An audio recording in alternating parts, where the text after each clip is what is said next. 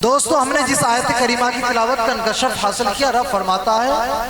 کہ اللہ کی اطاعت کرو، یعنی کہ میری اور میرے محبوب کی، یعنی کہ رسول پاک صلی اللہ علیہ وسلم کی۔ اس کے بعد اس کے اگلے ٹکڑے میں کہتا ہے وَأُولِي الْأَمْرِ مِنْهُمْ، اور ان کی کرو جو تم میں سے۔ میں بالخصوص اسی ٹکڑے پر بات کچھ منٹ صرف، کیونکہ طالبان علوم نبویہ بہت دیر سے انتظار کر رہے ہیں، ابھی لنگر طعام کا معقول انتظام و انصرام ہے، ابھی جاری و ساری ہے، اور بس سبھی لوگ لگ بھگ فارغ ہو چکے ہیں الا کچھ لوگوں کے۔ تو میں آپ لوگوں کو بلا وجہ بہت زیادہ آپ لوگوں کو تکلیف نہیں دوں گا، بس کچھ ایک بات آپ کے سامنے کر کے میں اپنی جگہ لوں گا۔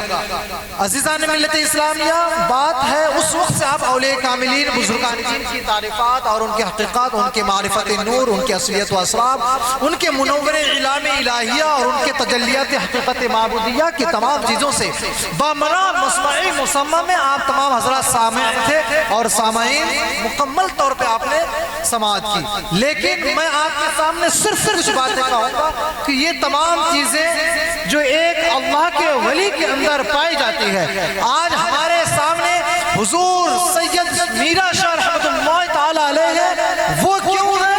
یا یہ جو کہا گیا ہے کہ اور ان کی اطاعت کرو جو تم میں سے ہو، اب ڈھونڈ کے نکالنے کی وہ کون ہے ہم میں سے؟ زیادہ دور جانے کی ضرورت نہیں ہے۔ عزیزان ملت اسلامیہ،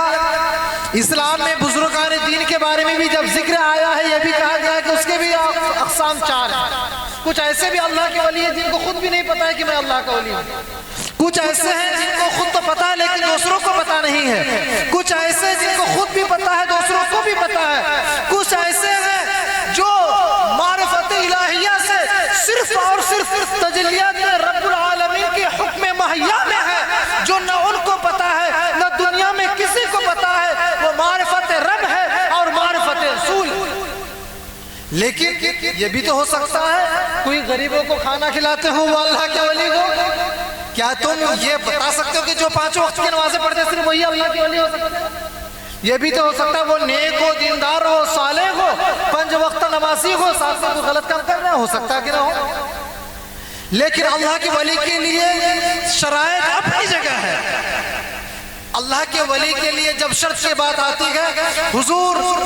سرکار جنید بغدادی کہتے ہیں کہ ہم نے تو ایسے اللہ کے ولی کو دیکھا جن کو نہ ہم نے یا دنیا کے کسی انسان نے ان کو نماز پڑھتے ہوئے دیکھا، لیکن صرف ہم نے یہ دیکھا کہ ہر روز جو راستے سے راہگیر گزرتے تھے، وہ کنکری علاقہ تھا، ہر روز وہ سفر راستے میں کھڑے ہو جاتے تھے، جب لوگوں کے قدموں سے ٹکرا کر کے پتھر سڑک پہ آ جاتا تھا، ان پتھروں کو اٹھا کر کے وہ سائڈ لگا دیا کرتے تھے، پھر ان کا یہی کام تھا اور آخر وقت تک وہ یہی کیا کرتے تھے۔ اور ایک دن جب وہ انتقال فرما جاتے ہیں تو ان کے وہ خواب میں دیکھتے حضرت جنید بغدادی کہ وہ جنت میں بہت ہی اعلیٰ مقام میں ہے۔ ان سے پوچھا گیا بھائی کیسے اتنا اونچا مقام پایا؟ اور حضرت جنید بغدادی دریافت کرتے ہیں کہ یہ کون سا مقام ہے؟ تو اس وقت بتایا جاتا ہے کہ اے جنید، یہ وہ مقام ہے جو معرفت اولیاء کا، معرفت الہیہ سے معبود نبض میں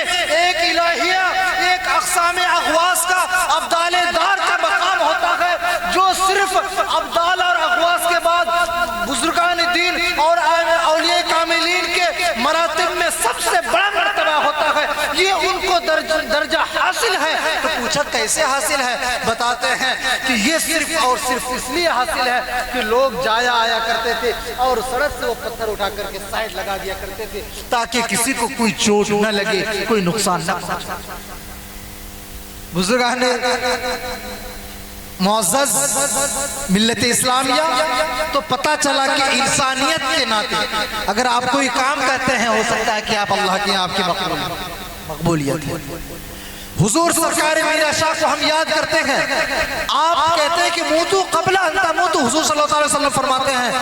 کہ اگر مرنا ہے تو مرنے سے پہلے مرنا،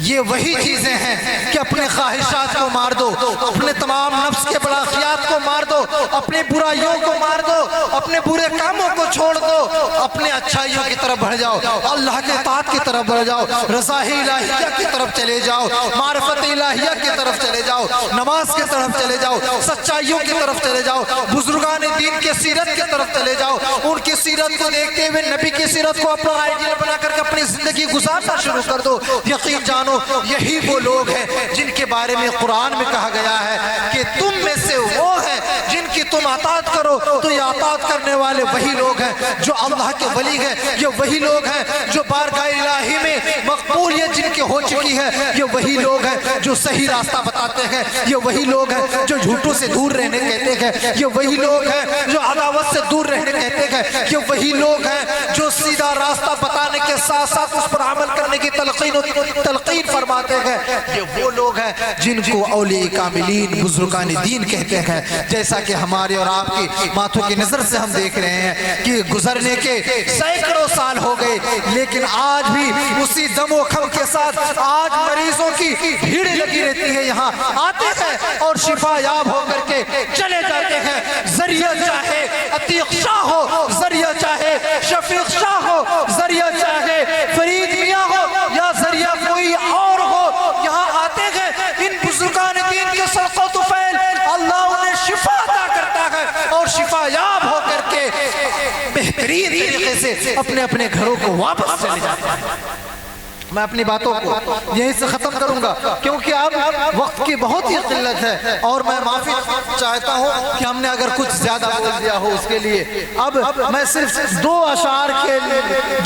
کے لیے حضرت قاری عارف صاحب کو مدعوت سخن دینے جاؤں گا، صرف دو شعر آپ آئیں اور پڑھ دیں، اس کے بعد صلاۃ و سلام۔ ہمارے بولنے میں کوئی غلطیاں خامیاں ہوئی ہو رب کی بارگاہ میں